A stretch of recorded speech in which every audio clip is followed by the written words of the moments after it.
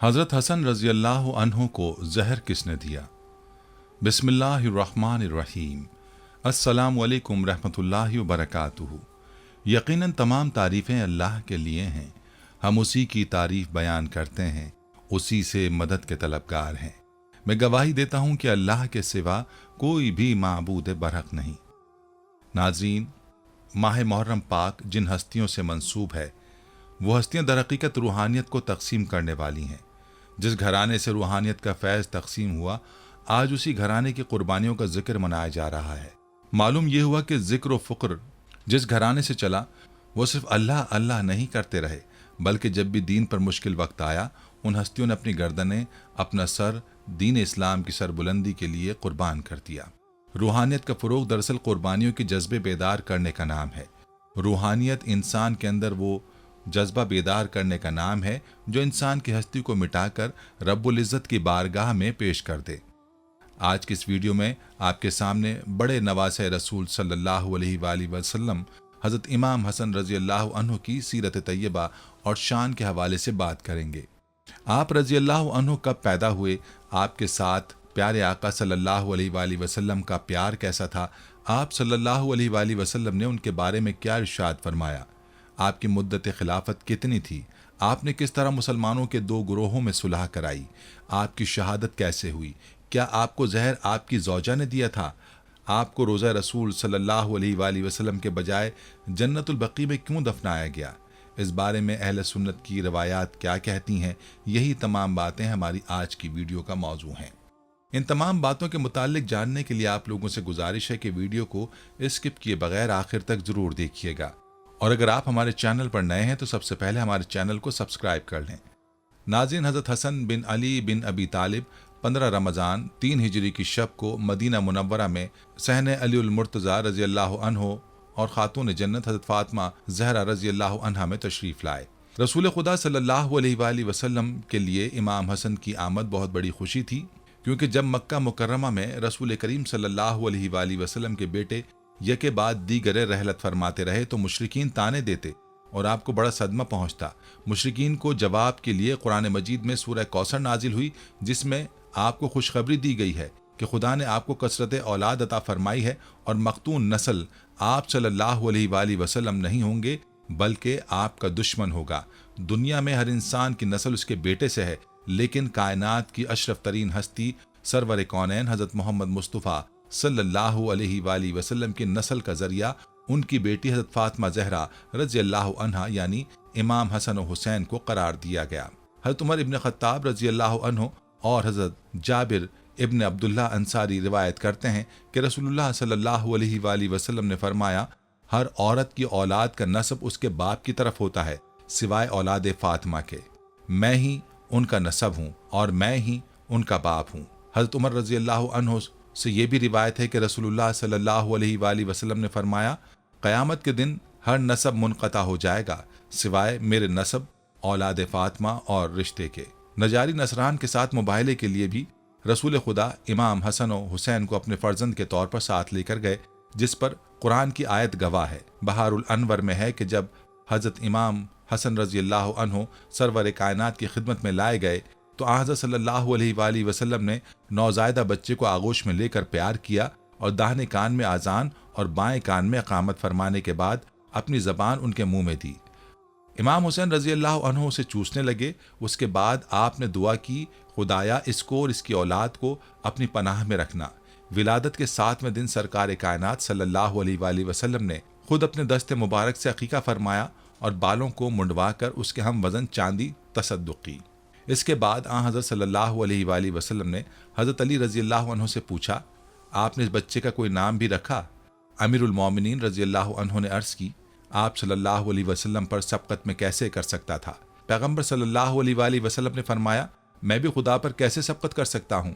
चंद ही लम्हों के बाद जिब्रील अलैहिस्सलाम पैगम्बर की खिदमत में वही लेकर आ गए और कहा, खुदावंदे आलम इरशाद फरमाता है कि इस बच्चे का नाम हसन रखिए। तारीख़ खमीस में यह मसला तफसीलन मज़कूर है।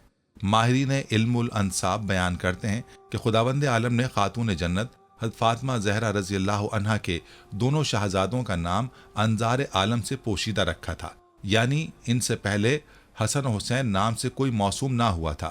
حضرت انس رضی اللہ عنہ سے روایت ہے کہ نبی کریم صلی اللہ علیہ وآلہ وسلم کے ساتھ امام حسن رضی اللہ عنہ سے زیادہ مشابہت رکھنے والا کوئی نہیں تھا۔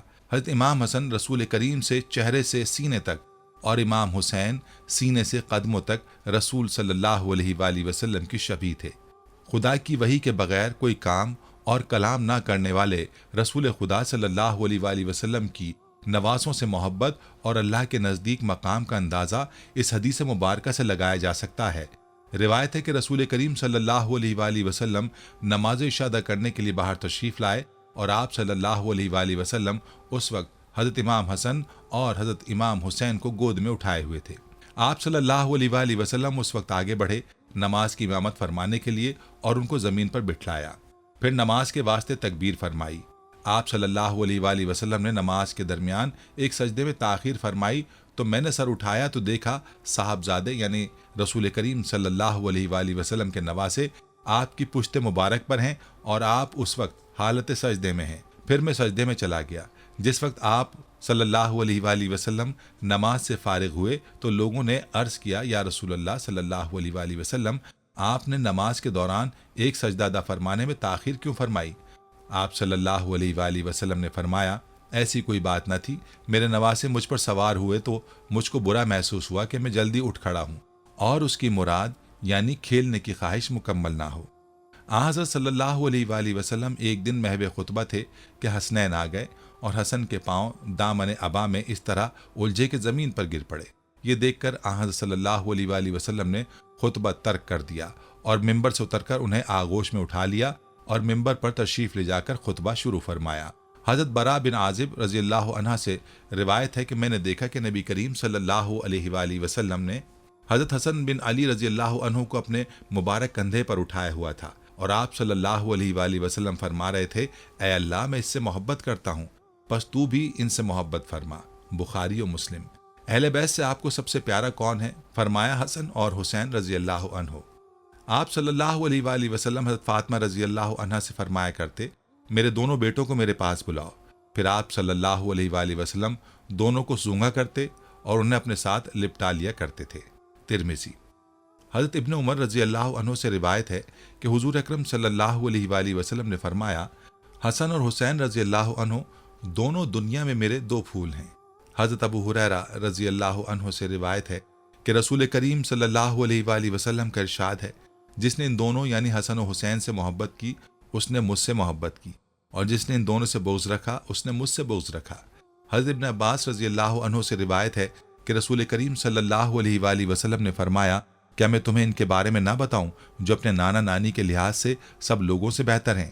کیا میں تمہیں ان کے بارے میں نہ بتاؤں جو اپنے چچا اور پھوپھی کے لحاظ سے سب لوگوں سے بہتر ہیں؟ کیا میں تمہیں ان کے بارے میں نہ بتاؤں جو اپنے ماں باپ کے اعتبار سے سب لوگوں سے بہتر ہیں؟ وہ حسن اور حسین رضی اللہ عنہ ہیں۔ سیدہ فاطمہ رضی اللہ عنہا سے روایت ہے کہ وہ حضرت حسن اور حضرت حسین رضی اللہ عنہ کو رسول کریم صلی اللہ علیہ وآلہ وسلم کے مرض الوصال کے دوران آپ صلی اللہ علیہ وآلہ وسلم کی خدمت میں لائیں اور عرض کی، یا رسول اللہ، انہیں اپنی وراثت میں سے کچھ عطا فرمائے۔ رسول کریم صلی اللہ علیہ وآلہ وسلم نے فرمایا، حسن میری ہیبت اور سرداری کا وارث ہے اور حسین میری جرت اور سخاوت کا وارث ہے۔ امام حسن مجتبیٰ رضی اللہ عنہ نے 7 سال اور کچھ مہینے تک اپنے نانا رسول خدا صلی اللہ علیہ وآلہ وسلم کا زمانہ دیکھا اور حضرت صلی اللہ علیہ وآلہ وسلم کی آغوش محبت نے پرورش پائی۔ پیغمبر اکرم صلی اللہ علیہ وآلہ وسلم کی رحلت کے بعد جو حضرت فاطمہ زہرا رضی اللہ عنہا کی وفات سے 3 سے 6 مہینے پہلے ہوئی، آپ اپنے والد ماجد کے زیر تربیت آ گئے تھے۔ فرزند رسول امام حسن مجتبیٰ رضی اللہ عنہ اپنے والد گرامی کی شہادت کے بعد امامت کے درجے پر فائز ہوئے۔ اس کے ساتھ خلافت اسلامیہ پر بھی متمکن ہوئے اور تقریباً 6 ماہ تک آپ نے امور مملکت کا نظم و نسق سنبھالا۔ آپ کا عہدہ بھی خلفائے راشدین میں شمار کیا جاتا ہے۔ امام زین العابدین رضی اللہ عنہ فرماتے ہیں کہ امام حسن زبردست عابد، بے مثل زاہد، افضل ترین عالم تھے۔ آپ نے جب بھی حج فرمایا پیدل فرمایا، کبھی کبھی برہنہ حج کے لیے جاتے تھے۔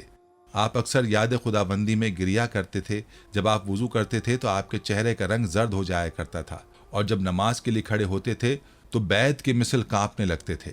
امام شافعی رحمۃ اللہ علیہ لکھتے ہیں کہ امام حسن رضی اللہ عنہ نے اکثر اپنا سارا مال راہ خدا میں تقسیم کر دیا ہے اور بعض مرتبہ نصف مال تقسیم فرمایا ہے۔ وہ عظیم پرہیزگار تھے۔ حضرت امام حسن کے والد بزرگوار امیر المومنین حضرت علی علیہ السلام نے 21 رمضان کو شہادت پائی۔ اس وقت امام حسن کی عمر 37 سال 6 یوم کی تھی۔ حضرت علی کی تکفین و تدفین کے بعد عبداللہ ابن عباس کی تحریک سے قیس ابن سعد بن عبادہ انصاری نے امام حسن کی بیعت کی اور ان کے بعد تمام حاضرین نے بیعت کر لی، جن کی تعداد 40,000 تھی۔ یہ واقعہ 21 رمضان 40 ہجری یوم جمعہ کا ہے۔ ابن کثیر، ابن عباس رضی اللہ تعالی عنہ نے کھڑے ہو کر تقریر کی اور لوگوں کو بیعت کی دعوت دی۔ سب نے انتہائی خوشی اور رضامندی کے ساتھ بیعت کی۔ آپ نے مستقبل کے حالات کا صحیح اندازہ کرتے ہوئے اسی وقت لوگوں سے صاف صاف یہ شرط کر دی کہ اگر میں صلح کروں تو تم کو صلح کرنی ہوگی، اور اگر میں جنگ کروں تو تمہیں میرے ساتھ مل کر جنگ کرنا ہوگی۔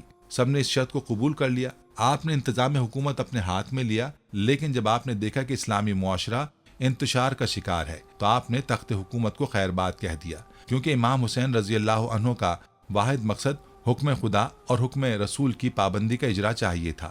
امام حسن نے دین خدا کی سربلندی، فتنہ و فساد کا سر کچلنے، کتاب خدا اور سنت رسول پر عمل درآمد کو یقینی بنانے کے لیے اپنے نانا رسول خدا صلی اللہ علیہ وآلہ وسلم کی صلح حدیبیہ کی تاسی میں تخت حکومت کو ٹھوکر مار کر جو تاریخی صلح کی، وہ اسلام کی تاریخ کا ایسا ناقابل فراموش باب ہے جس کی نظیر نہیں ملتی۔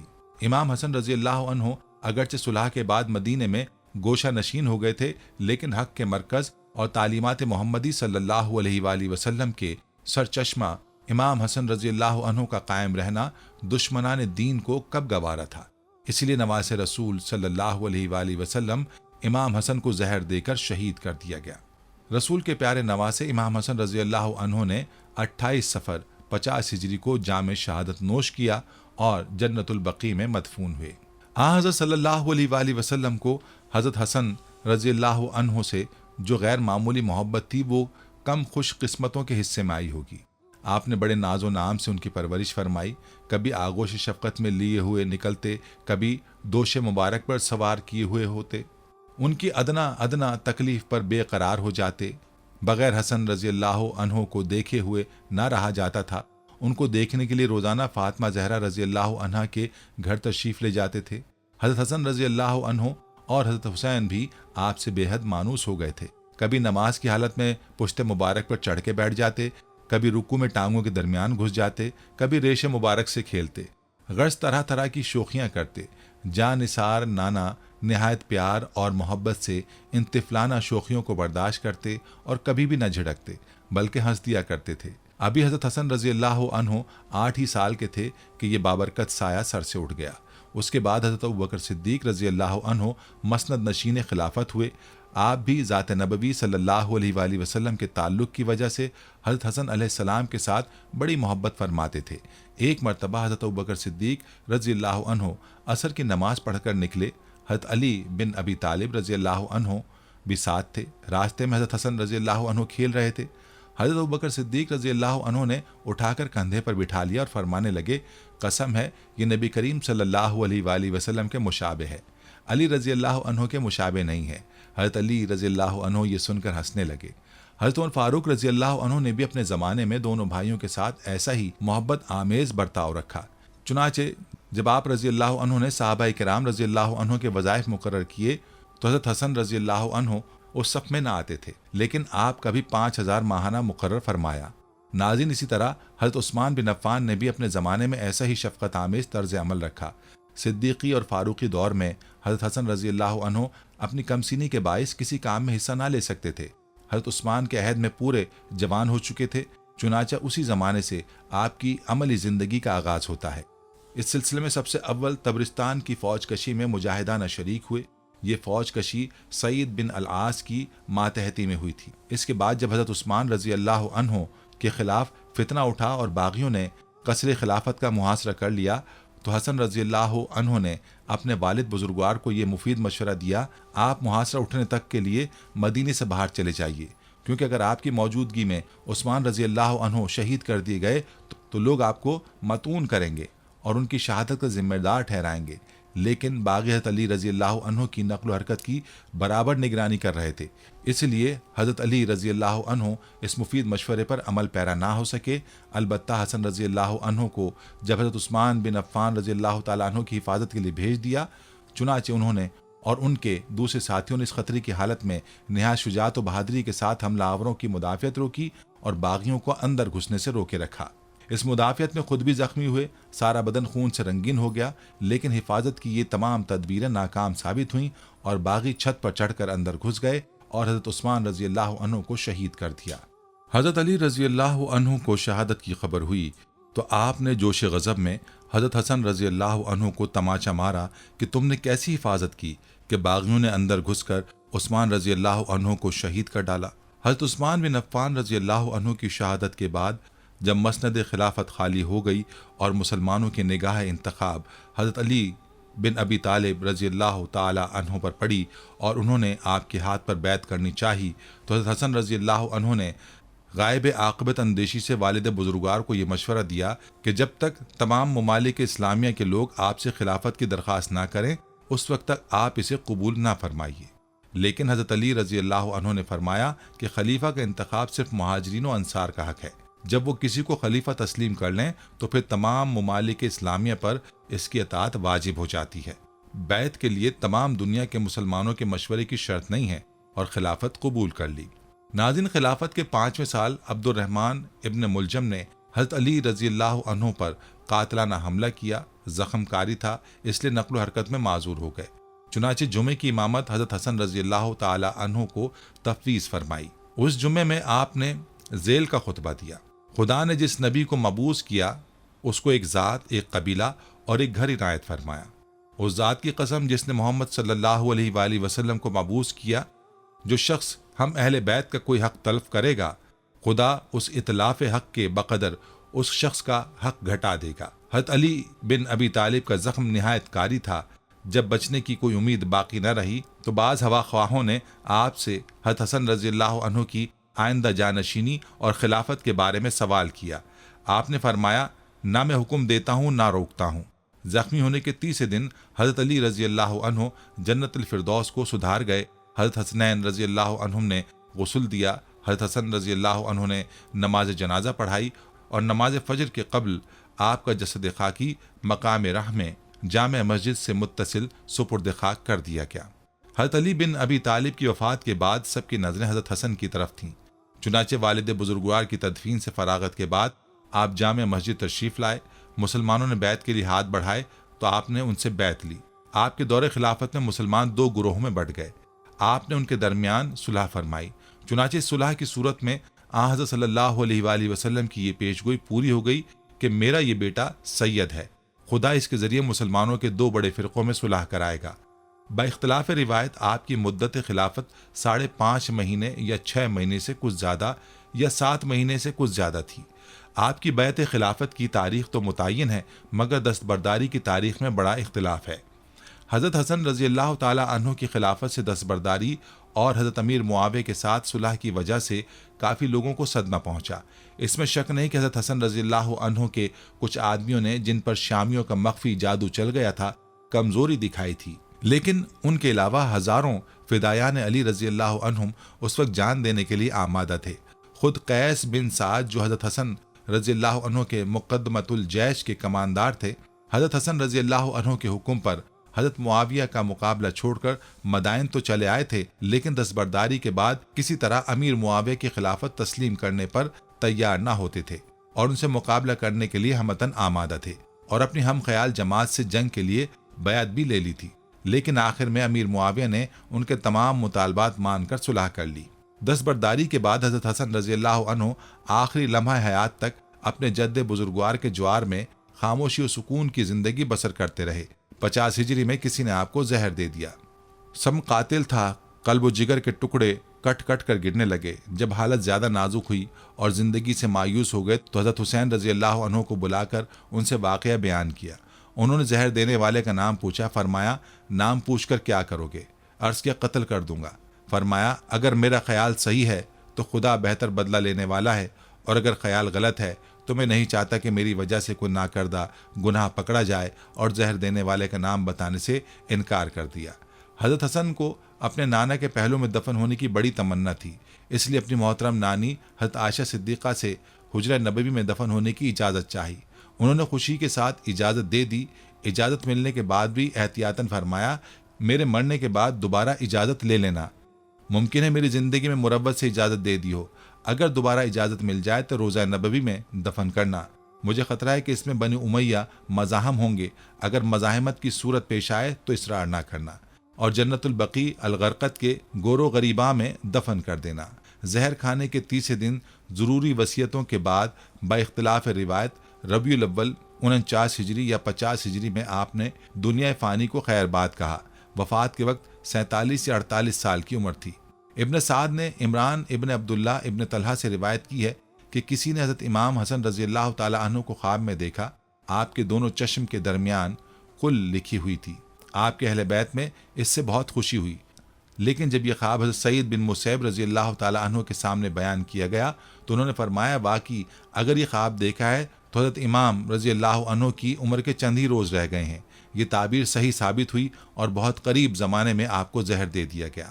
زہر کے اثر سے اسہال کبدی لاحق ہوا اور آنتوں کے ٹکڑے کٹ کٹ کر اسہال میں خارج ہوئے۔ اس سلسلے میں آپ کو 40 روز سخت تکلیف رہی۔ قریب وفات جب آپ کی خدمت میں آپ کے برادر عزیزم سیدنا حضرت امام حسین رضی اللہ عنہ نے حاضر ہو کر دریافت فرمایا کہ آپ کو کس نے زہر دیا ہے، تو فرمایا کہ تم اسے قتل کرو گے۔ حضرت امام حسین نے جواب دیا کہ بے شک۔ حضرت امام علی مقام نے فرمایا کہ میرا گمان جس کی طرف ہے، اگر در حقیقت وہی قاتل ہے تو اللہ تعالیٰ منتقم حقیقی ہے، اس کی گرفت بہت سخت ہے، اور اگر وہ نہیں ہے تو میں نہیں چاہتا کہ میرے سبب کوئی بے گناہ مبتلا مصیبت ہو۔ مجھے اس سے پہلے بھی کئی مرتبہ زہر دیا گیا ہے، لیکن اس مرتبہ کا زہر سب سے زیادہ تیز ہے۔ حضرت امام حسن رضی اللہ تعالی عنہ کی کرامت و منزلت کیسی بلند و بالا ہے کہ اپنے آپ سخت تکلیف میں مبتلا ہیں، آنتیں کٹ کٹ کر نکل رہی ہیں، نزع کی حالت میں ہیں، مگر انصاف کا بادشاہ اس وقت بھی اپنی عدالت و انصاف کا نہ مٹنے والا نقش صفحہ تاریخ پر ثبت فرماتا ہے۔ اس کی احتیاط اجازت نہیں دیتی کہ جس طرف گمان ہے اس کا نام بھی لیا جائے۔ اس وقت آپ کی عمر 45 سال 6 ماہ چند روز کی تھی۔ آپ نے 5 ربیع الاول 49 ہجری کو اس دار ناپائیدار سے مدینہ طیبہ میں رحلت فرمائی۔ وفات کے قریب حضرت امام حسین رضی اللہ عنہ نے دیکھا کہ ان کے برادر محترم حضرت امام حسن رضی اللہ تعالی عنہ کو گھبراہٹ اور بے قراری زیادہ ہے، اور سیمائے مبارک پر حزن و ملال کے آثار نمودار ہیں۔ یہ دیکھ حضرت امام حسین رضی اللہ عنہ نے تسکین خاطر مبارک کے لیے عرض کیا کہ اے برادر گرامی، آپ کیوں رنجیدہ ہیں؟ بے قراری کا کیا سبب ہے؟ مبارک ہو آپ ان قریب حضور پر نور سید عالم صلی اللہ تعالی علیہ وآلہ وسلم کی خدمت میں باریابی حاصل ہوگی، اور حضرت علی المرتضیٰ اور حضرت خدیجۃ الکبریٰ اور حضرت فاطمہ زہرا رضی اللہ عنہا اور حضرت قاسم و طاہر اور حضرت حمزہ و جعفر رضی اللہ تعالی عنہم کا دیدار نصیب ہوگا۔ حضرت امام حسن رضی اللہ تعالی عنہ نے فرمایا کہ اے برادر عزیز، میں کچھ اس امر سے داخل ہونے والا ہوں جس کی مثل اب تک داخل نہیں ہوا تھا، اور خلق الہی عز و جل میں سے ایسی خلق کو دیکھتا ہوں جس کی مثل میں نے کبھی نہیں دیکھی۔ اور اس کے ساتھ ہی آپ نے حضرت امام حسین رضی اللہ تعالی عنہ کے پیش آنے والے واقعات اور کوفیوں کی بدسلوکی کی ایذا و رسانی کا بھی تذکرہ کیا۔ اس ارشاد مبارک سے معلوم ہوتا ہے کہ اس وقت آپ کی نظر کے سامنے کربلا کا ہولناک منظر اور حضرت امام حسین رضی اللہ تعالی عنہ کی تنہائی کا نقشہ پیش تھا، اور کوفیوں کے مظالم کی تصویریں آپ کو غمگین کر رہی تھیں۔ ناظرین، وفات کے بعد حضرت حسین رضی اللہ تعالیٰ عنہ نے وصیت کے مطابق دوبارہ حضرت عائشہ رضی اللہ عنہا سے اجازت مانگی۔ آپ نے پھر فراخ دلی کے ساتھ اجازت دے دی، لیکن حضرت حسن کا خطرہ بالکل صحیح نکلا۔ مروان کو اس کی خبر ہوئی تو اس نے کہا کہ حسن کسی طرح روضہ نبوی میں دفن نہیں کیے جا سکتے۔ ان لوگوں نے عثمان بن عفان کو تو یہاں دفن ہونے نہیں دیا، اور حسن کو دفن کرنا چاہتے ہیں، یہ کسی طرح نہیں ہو سکتا۔ حضرت حسین رضی اللہ عنہ نے مقابلہ کرنا چاہا، مروان بھی لڑنے پر آمادہ ہو گیا، اور قریب تک ایک مرتبہ مدینہ کی زمین مسلمانوں کے خون سے لالازار بن جائے۔ اتنے میں مشہور صحابی حضرت ابو حریرہ رضی اللہ عنہ پہنچ گئے اور چلائے کہ یہ کیا ظلم ہے، ابن رسول اللہ صلی اللہ علیہ وآلہ وسلم کو اس کے نانا کے پہلو میں دفن کرنے سے روکا جاتا ہے۔ پھر حسین رضی اللہ عنہ سے کہا، اس کے لیے کشت و خون سے کیا فائدہ؟ حضرت حسن رضی اللہ عنہ کی وصیت بھول گئے کہ اگر خون ریزی کا خطرہ ہو تو عام مسلمانوں کے قبرستان میں دفن کر دینا۔ اس پر حضرت حسین رضی اللہ عنہ کا غصہ ٹھنڈا ہو گیا، اور بنی امیہ اور بنی ہاشم میں جنگ ہوتے ہوتے رہ گئی۔ اس کے بعد سعید بن العاص عامل مدینہ نے نماز جنازہ پڑھائی اور لاش مبارک جنت البقیع میں حضرت فاطمہ رضی اللہ عنہا کے پہلو میں سپرد خاک ہوئے۔ حضرت حسن رضی اللہ عنہ کا روضہ نبوی صلی اللہ علیہ وآلہ وسلم کے بجائے بقیع کے گور و غریبہ میں دفن کیا جانا بھی آپ کی روحانی تصرف کا نتیجہ تھا۔ مورخین نے زہر خوانی کی نسبت جادہ بنت اشس ابن قیس کی طرف کی ہے اور اس کو حضرت امام حسین کی زوجہ بتایا ہے، اور یہ بھی کہا ہے کہ زہر خورانی باغوائے یزید ہوئی ہے اور یزید نے اس سے نکاح کا وعدہ کیا تھا۔ اس تمام میں آ کر اس نے حضرت امام کو زہر دیا، لیکن اس روایت کی کوئی سند صحیح دستیاب نہیں ہوئی، اور بغیر کسی سند صحیح کے کسی مسلمان پر قتل کا الزام اور ایسا عظیم الشان قتل کا الزام کس طرح جائز ہو سکتا ہے؟ قطع نظر اس بات کے کہ یہ روایت کے لیے کوئی سند نہیں ہے اور مورخین نے بغیر کسی معتبر ذریعے یا معتمد حوالے کے لکھ دیا ہے، یہ خبر واقعات کے لحاظ سے بھی ناقابل اطمینان معلوم ہوتی ہے۔ واقعات کی تحقیق خود واقعات کے زمانے میں جیسی ہو سکتی ہے، مشکل ہے کہ بات کو ویسی تحقیق ہو، خاص کر جب کہ واقعہ اتنا عام ہو، مگر حیرت ہے کہ اہل بیت اطہار کے اس امام جلیل کا قتل، اس قتل کی خبر غیر کو تو کیا ہوتی، خود حضرت امام حسین رضی اللہ عنہ کو پتہ نہیں ہے۔ یہ تاریخیں بتاتی ہیں کہ وہ اپنے برادر معظم سے زہر دہندہ کا نام دریافت فرماتے ہیں۔ اس سے صاف ظاہر ہے کہ حضرت امام حسین رضی اللہ تعالی عنہ کو زہر دینے والے کا علم نہ تھا۔ اب رہی یہ بات کہ حضرت امام حسن رضی اللہ تعالی عنہ کسی کا نام لیتے، انہوں نے ایسا نہیں کیا، تو اب جادہ کو قاتل ہونے کے لیے معین کرنے والا کون؟ حضرت امام حسین رضی اللہ عنہ یا امامین کے صاحبزادوں میں سے کسی صاحب کو اپنی آخری حیات تک جادہ کی زہر خرانی کا کوئی ثبوت نہ پہنچانا؟ ان میں سے کسی نے اس پر شرعی مواخذہ کیا؟ ایک اور پہلو اس واقعے کا خاص طور پر قابل لحاظ ہے، وہ یہ کہ حضرت امام رضی اللہ تعالی عنہ کی بیوی کو غیر کے ساتھ ساز باز کرنے کی شنی تہمت کے ساتھ متہم کیا جاتا ہے۔ یہ ایک بدترین تبرہ ہے۔ عجب نہیں کہ اس حکایت کی بنیاد خارجیوں کی افتراءات میں ہو، جبکہ صحیح اور معتبر ذرائع سے یہ معلوم ہے کہ حضرت امام حسن رضی اللہ عنہ کثیر التزوج تھے۔ آپ نے 100 کے قریب نکاح کیے اور طلاقیں دیں، اکثر 1-2 شب کے بعد ہی طلاق دے دیتے تھے۔ حضرت امیر المومنین علی المرتضیٰ کرم اللہ وجہ الکریم بار بار اعلان فرماتے تھے کہ امام حسن رضی اللہ عنہ کو عادت ہے یہ طلاق دے دیا کرتے ہیں، کوئی اپنی لڑکی ان کے ساتھ نہ بیاہ ہے، مگر مسلمان بیویاں ان کے والدین یہ تمنا کرتے تھے کہ کنیز ہونے کا شرف حاصل ہو جائے۔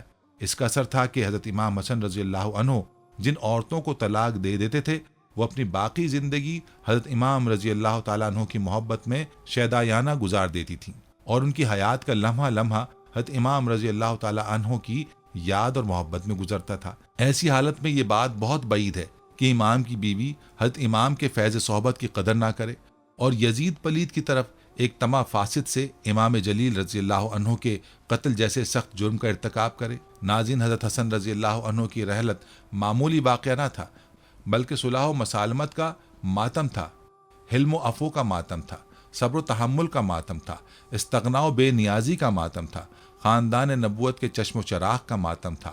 اسی لیے آپ کی وفات پر مدینہ میں گھر گھر صفحہ ماتم بچھ گئی، بازار بند ہو گئے، گلیوں میں سناٹا چھا گیا، بنی ہاشم کی عورتوں نے 1 مہینے تک سوگ منایا۔ حضرت ابو ہریرہ رضی اللہ عنہ مسجد میں فریاد و فغاں کرتے تھے اور پکار پکار کر کہتے تھے کہ لوگو آج خوب رو لو کہ رسول اللہ صلی اللہ علیہ وآلہ وسلم کا محبوب دنیا سے اٹھ گیا۔ جنازے میں انسانوں کا اتنا ہجوم تھا کہ اس سے پہلے مدینہ میں کم دیکھنے میں آیا تھا۔ ثعلبہ بن ابی مالک جو مٹی میں شریک تھے راوی ہیں کہ حضرت حسن رضی اللہ عنہ کے جنازے میں اتنا ازدحام تھا کہ اگر سوئی جیسی مہین چیز میں پھینکی جاتی تو کثرت ازدحام سے زمین پر نہ گرتی۔ حضرت امام حسن ابن علی رضی اللہ عنہ صورت و سیرت دونوں میں حضرت صلی اللہ علیہ وآلہ وسلم سے مشابہ تھے، خصوصاً صورت میں بالکل ہم شبیہ تھے۔ ایک جگہ پر حضرت ابوبکر صدیق رضی اللہ عنہ کا بیان ہے کہ رسول اللہ صلی اللہ علیہ وآلہ وسلم ممبر پر جلوہ افروز تھے جب حسن آپ کے پہلو میں کھڑا تھا، جو کبھی لوگوں کو دیکھتا اور کبھی آپ کو۔ اتنے میں رسول اللہ صلی اللہ علیہ وآلہ وسلم نے ارشاد فرمایا، بے شک میرا یہ بیٹا سردار ہے، امید ہے کہ اللہ اس کے ذریعے مسلمانوں کی 2 جماعتوں میں صلح کرائے گا۔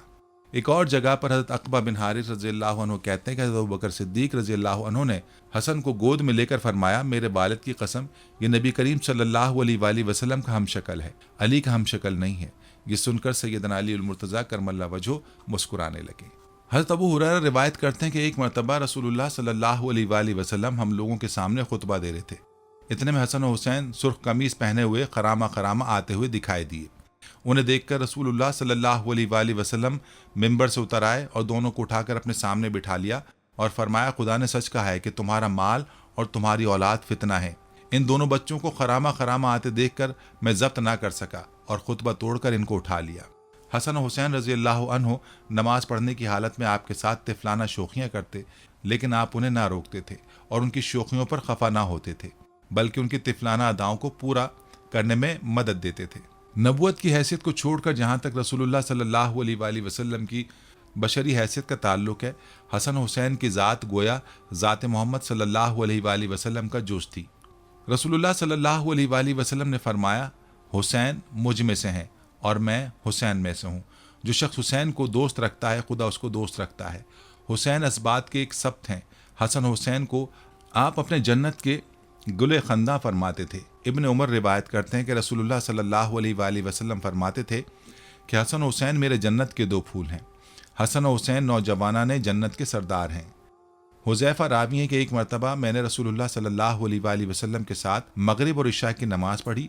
इशा की नमाज के बाद हज़रत सल्लल्लाहु अलैहि वसल्लम तशरीफ़ ले चले। मैं भी पीछे हो लिया। मेरी आवाज़ सुनकर आपने फरमाया, कौन हुज़ैफा? मैंने अर्ज़ किया, जी। फरमाया, खुदा तुम्हारी और तुम्हारी माँ की मग़फ़िरत करे। तुम्हारी कोई ज़रूरत है? देखो अभी ये फ़रिश्ता नाजिल हुआ है जो इससे पहले कभी ना आया था। इसको खुदा ने इजाज़त दी है कि वो मुझे सलाम कहे और मुझे बशारत दे कि फ़ातिमा सलामुल्लाह अलैहा जन्नत की औरतों की और हसन और हुसैन रज़ी अल्लाह अन्हुमा जन्नत के नौजवानों के सरदार हैं। बेशक ये हस्तियाँ अपनी खूबियों और कमालात में सबसे बढ़कर थीं। अल्लाह पाक की करोड़ों रहमतें और बरकतें नाजिल हों इन हस्तियों पर। नाज़रीन, ये थी हमारी आज की वीडियो। हम उम्मीद करते हैं कि आपको हमारी आज की ये वीडियो ज़रूर पसंद आई होगी।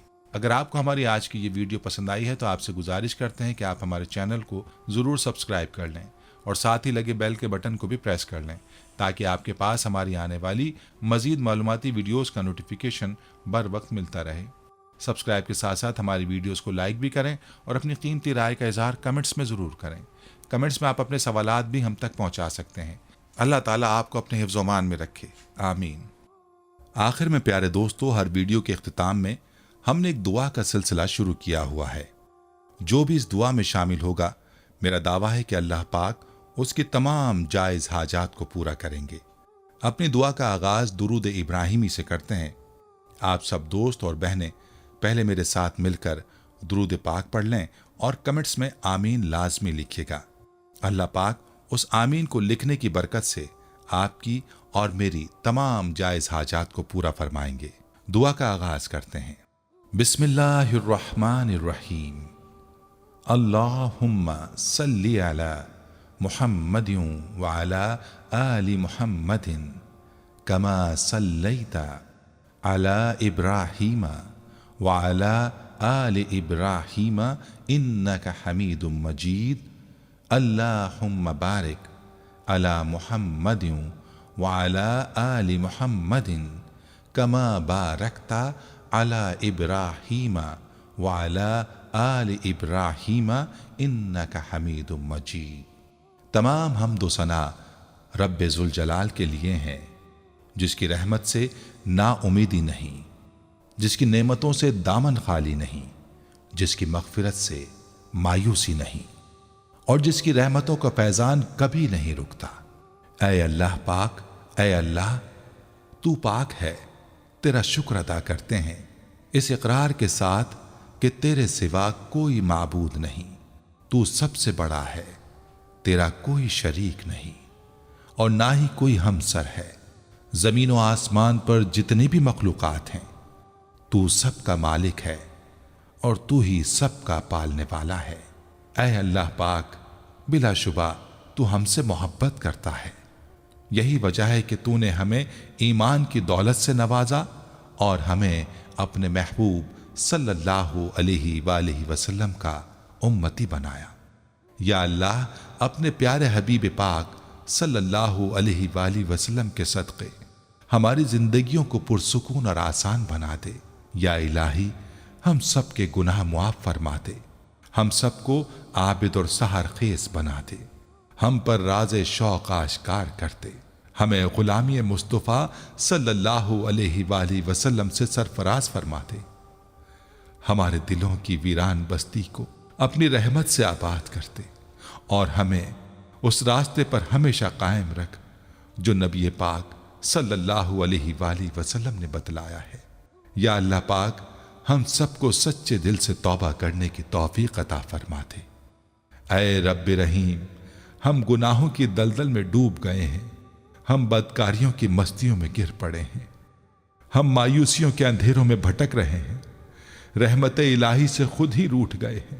اے اللہ، ہم ندامت کے آنسوؤں سے ناآشنا ہیں، ہم ایک سچی توبہ کے طلبگار ہیں۔ اے اللہ پاک، اپنی رحمت سے ہمیں وہ سچی توبہ عطا فرما۔ اے پروردگار، ہمیں ہمارے والدین کو، ہمارے اہل و عیال کو، ہمارے آباء و اجداد اور ہماری آنے والی نسلوں کو اپنی عافیت عطا فرما۔ ہم سب کو بے حساب رزق عطا فرما، ہم سب کو حاسدوں کے حسد سے بچا۔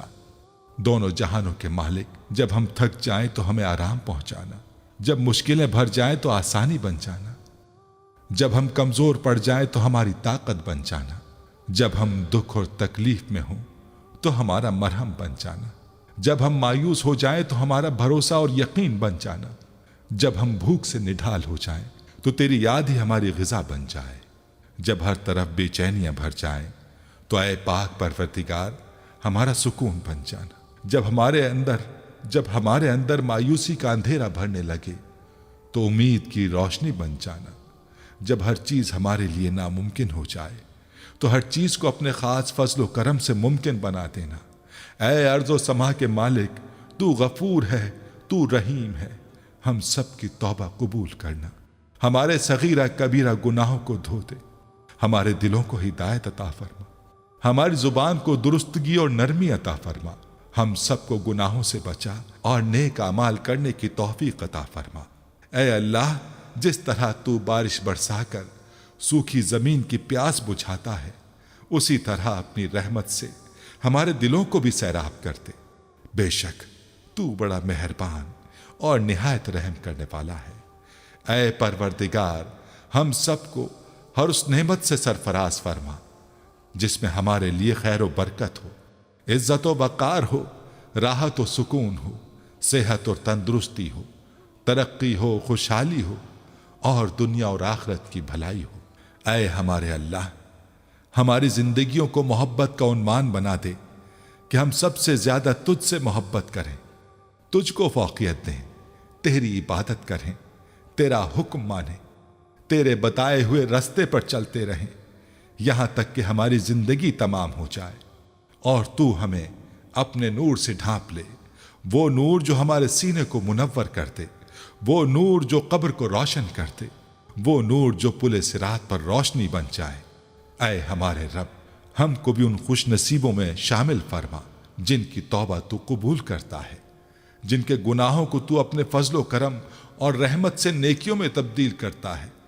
یا اللہ، ہمارے پاس کوئی عمل نہیں ہے، ہمیں صرف تیری رحمت کا آسرا ہے۔ اے پروردگار، ہمیں اپنی رحمت میں ڈھانپ لے۔ اے بلندیوں کے بادشاہ، اے رب کائنات، ہمارے دل اور ہمارے قدم اپنی رضا کی طرف پھیر دے۔ یا اللہ، ہمیں وہ عقل دے جو تسلیم و رضا میں جائے، ہمیں وہ دوست دے جو منزل تک ہمارا ساتھ دے، ہمیں وہ نسبتیں عطا کر جو تجھے منظور ہیں۔ یا اللہ، اپنے محبوب پاک صلی اللہ علیہ وآلہ وسلم کی ہمارے دلوں میں محبت عطا فرما۔ یا الہی، اس دور میں اور آنے والے دور میں ہم سب پر مہربانی فرمانا۔ یا اللہ، ہمارے دلوں کو غفلت سے دور کر دے اور ہم کو آخرت کی تیاری کی فکر عطا فرما۔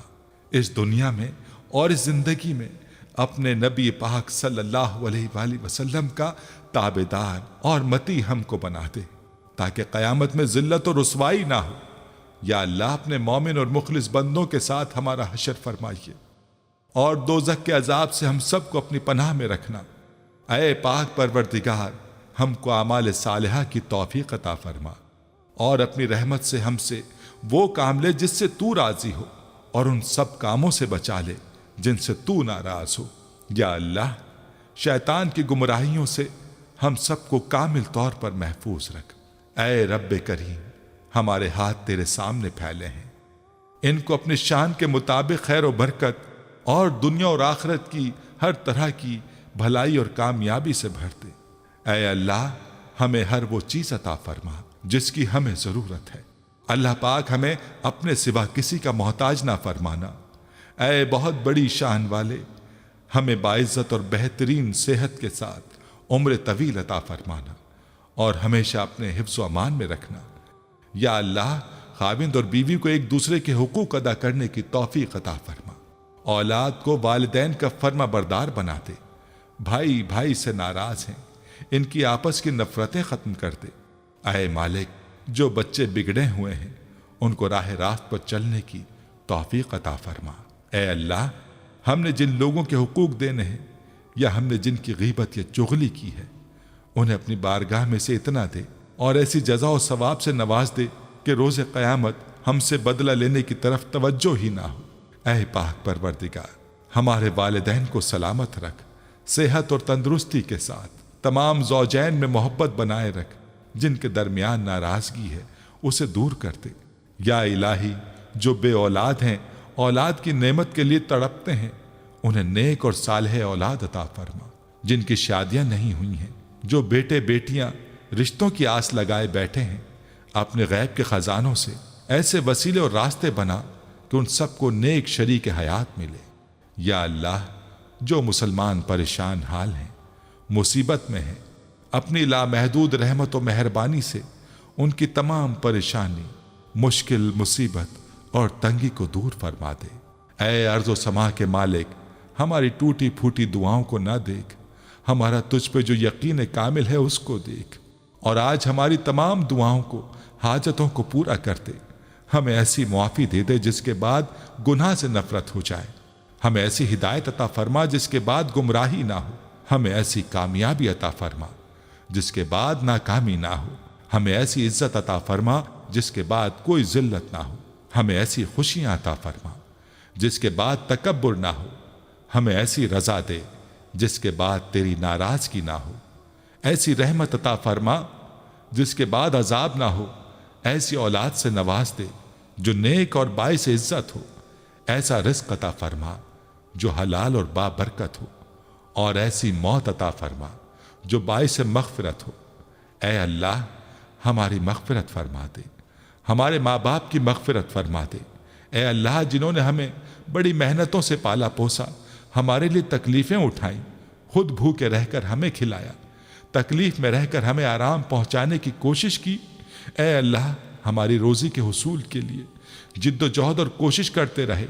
اے اللہ، ہماری تربیت کے لیے جو کچھ ان سے ہو سکا، اے اللہ انہوں نے ہمارے لیے کیا۔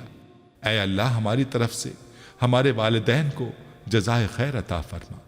اے اللہ، جن اساتذہ کے ذریعے سے تیرا کلام پاک ہم تک پہنچا ہے، اے اللہ تیرے دین کا علم ہم تک پہنچا ہے، اے اللہ ان تمام لوگوں کی قبروں کو نور سے بھر دے۔